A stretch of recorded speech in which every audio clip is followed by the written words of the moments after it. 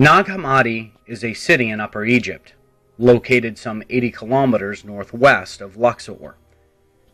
It was known as Shino during the Roman Empire, and the town was named after Mahmud Pasha Hammadi, who was a member of the Hammadi family in Sohag, Egypt. Today, Naghummadi consists of a population of around 30,000 people, made up of mostly farmers who make a living off of the exports of sugar and aluminum. As with the story of discovering the Dead Sea Scrolls, the exact recollection of events describing the finding of the Naghummadi scriptures is also somewhat tentative. However, through painstaking research, James M. Robinson, one of the leading scholars of the Naghummadi scriptures, has pieced together the events that transpired decades ago. Robinson reconstructed the story that in December of 1945, several Egyptian fellahin, including Muhammad Ali, his brothers Khalifa Ali, and Abu al-Mahdi, and others were riding camels near the foothills of Jabal al-Tarif, which was a cliff close to the hamlet known as Hamradum. They were in search of a natural fertilizer known as sabak, which typically accumulates around that area. While they were digging near the slope of the debris, they encountered a large storage jar that was covered by a large boulder. As they smashed the jar onto the ground, they uncovered what is now known as the Nag Library.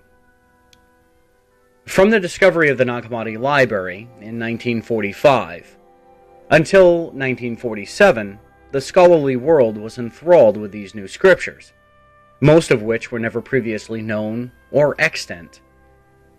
Unfortunately for the Nag Library, between the years 1947 and 1953, the majority of the world's scholarly attention became fixated upon the discovery of the Dead Sea Scrolls by local Bedouin boys, placing the Nag text on the back burner in some sense. Decades since their discovery, a plethora of scholars have remained loyal to making the Nag scriptures their life work, such as Elaine Pagels, Marvin Meyer, John D. Turner, James M. Robinson, Einar Thomason, Madeline Scopello, et al. These scholars have afforded the lay public, as well as students and scholars alike, an easily accessible interpretation and translation of these scriptures. The Nag scriptures are a collection of 13 papyrus codices, which were bound in books, not scrolls. In all, there were 52 tractates, or books, contained within the Nag scriptures.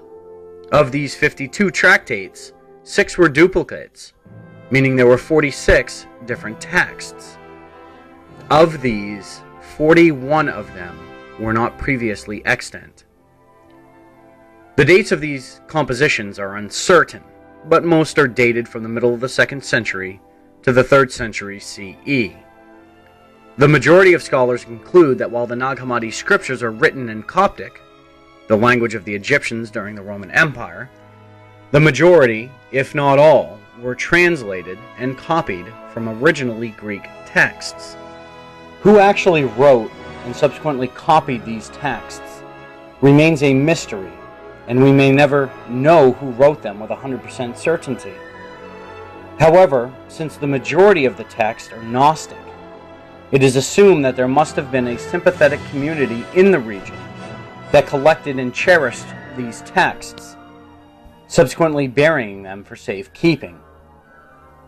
Importantly, it is what we find in these texts that shakes the ground of the Christian world. While these texts are indeed considered heretical, this labeling doesn't mute the striking alter personality of Jesus found in some of these texts, and the completely different interpretation and understanding of not only the Bible, but the natural world as well by the Gnostics themselves.